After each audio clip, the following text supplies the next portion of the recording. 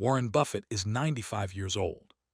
He has lived through 14 recessions, a world war, the dot-com collapse, the 2008 financial crisis, a global pandemic, and every market panic in between.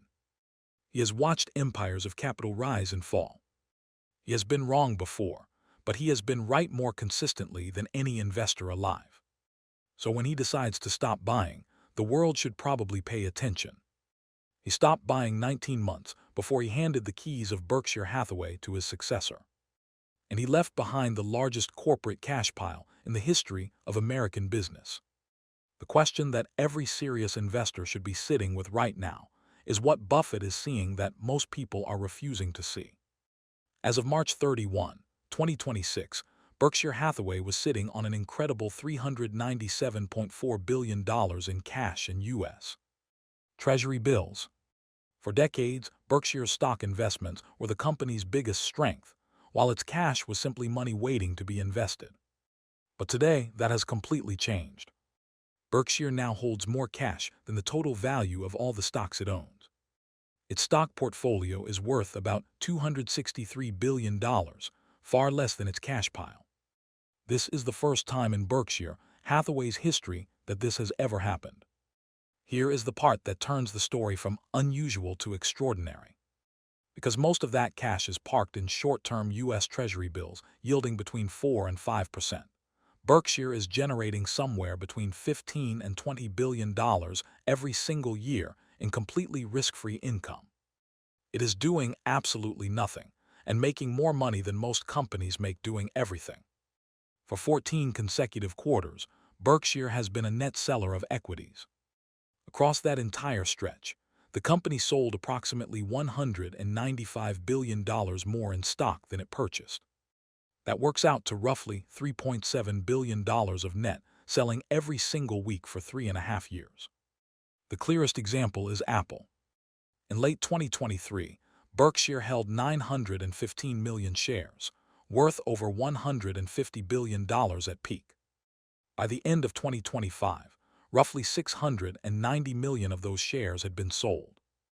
Buffett's explanation was clean. The price-to-earnings ratio had expanded from around 12 to 16 when he bought to approximately 33 when he began selling. It had gotten expensive. He took the money. Apple was not alone. Bank of America was cut by roughly half after a decade of ownership. Visa and Mastercard were sold entirely. A significant portion of the Amazon stake was liquidated. The smartest long-term investor alive was systematically reducing his exposure to a market he had spent 3 years signaling was overpriced. In July of 1999, Warren Buffett walked into a room full of the most celebrated technology billionaires in America. The conference was held annually by the investment bank Allen & Company in Sun Valley, Idaho, a setting that has been called the most exclusive billionaire summer camp in the world. The Nasdaq had just risen 86% in a single year. The people in that room had experienced the best 12 months of their financial lives. They were confident and certain that the old rules of valuation no longer applied. Buffett took the stage and told them the party was over. He told the room that the most transformative technology does not guarantee the most profitable investment. It guarantees competition, price destruction, and consolidation. The companies that change the world often do not make their shareholders rich. The shareholders of the companies that funded the railroads, built the first cars, and wired the first telephone networks largely lost their money. The room laughed at him. Barron's magazine put him on the front cover with the headline asking what was wrong with Warren Buffett. The implication was clear. The 68-year-old from Omaha had lost his edge. He could not keep up with the new economy. 8 months later, the Nasdaq began a collapse that would take it down 78% over the following 2 years. Most of the technology companies represented in that Sun Valley room went bankrupt. Berkshire's stock rose 28% in the same year the Nasdaq fell. Buffett did not predict the exact week it would break, but he simply looked at the mathematics of the valuations, concluded they could not be sustained, and stepped aside. The people who understood what he was doing made money. The question for anyone investing in mid-2026 is which group they intend to be in this time.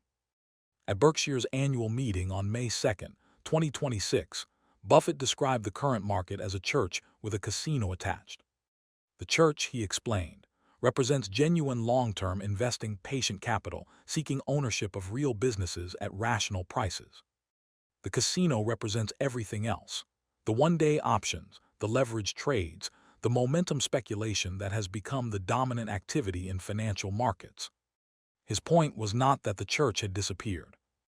It was that the casino had become so attractive and so crowded that it was distorting the prices of everything around it.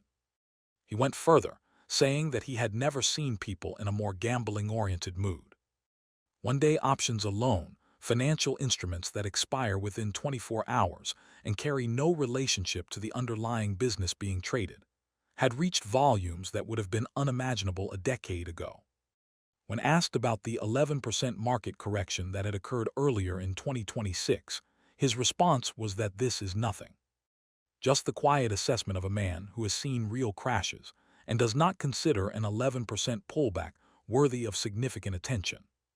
For more than 60 years, Warren Buffett has relied on a few simple signals to decide whether the stock market is cheap or expensive. Right now, all three are flashing warning signs. The first signal is called the Buffett Indicator. It compares the total value of the U.S. stock market with the size of the U.S. economy. In the past, a reading of around 100% meant the market was fairly valued.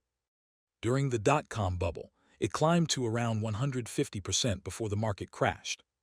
Today, depending on how it is measured, the number is between 176% and over 227%.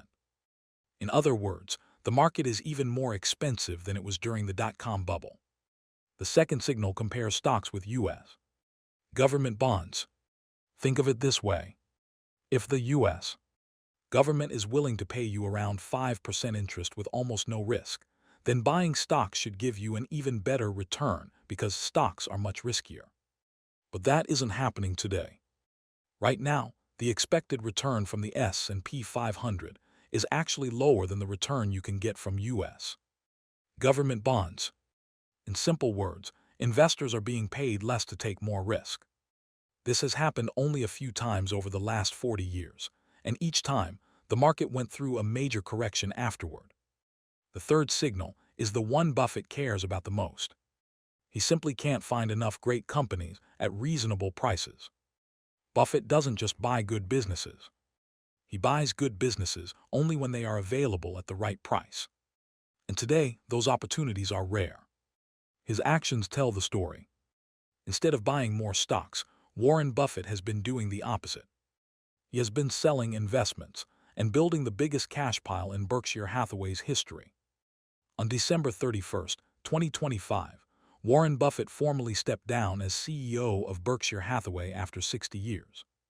Greg Abel's soft-spoken methodical, a longtime Berkshire executive, took the controls. And in the 6 months that followed, something that nobody had fully anticipated began happening. Abel looked at the same market Buffett had spent 3.5 years refusing to engage, and he began buying. The first major move was Alphabet, the parent company of Google. Abel also re-entered the airline sector. The same company is now running two opposing positions simultaneously. Buffett spent 3.5 years building a fortress of patience. Abel has been deploying that fortress from the moment he received it. The question worth sitting with is not who is right. It is what each of them is telling the market about where we actually are. The first practical implication is to treat cash as a genuine investment position rather than a failure to deploy capital. At 4 to 5% in Treasury bills, cash today is not the dead weight it was in the near-zero rate environment of 2015 through 2021. It earns a real return. It preserves purchasing power. And it keeps options open for the moment when those options matter most. Buffett's point, repeated across decades, is that the best buying opportunities in markets arrive quickly, without announcement, and require immediate action. Investors who are fully deployed when those moments arrive cannot participate. Investors who are holding cash can. The second implication is to build a specific list, an actual documented set of businesses worth owning. When markets fall sharply, The time available to evaluate individual businesses is compressed to hours. The investors who make money in those moments are the ones who already know exactly what they want to buy and at what price. Everyone else watches from the outside. The third implication is the hardest: ignore the noise.